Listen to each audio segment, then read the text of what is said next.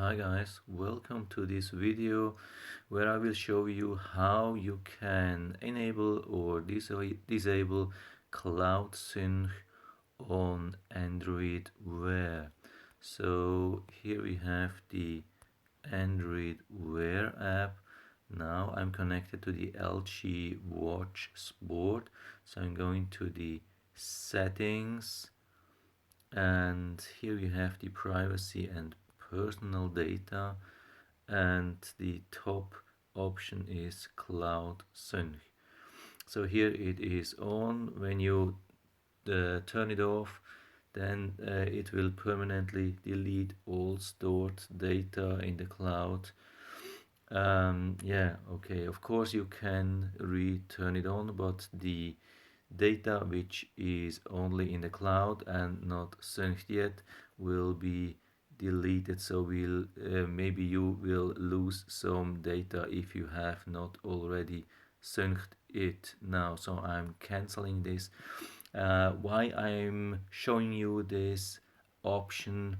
First thing, a lot of people are complaining that Cloud Sync is draining their Android Wear device battery really fast. I had this idea at the beginning too, and I went here, I turned it off, and I had the impression that it improved the battery life. But now, after about 1 month, I have still really good battery on my Android, I mean at my LG Sport Watch.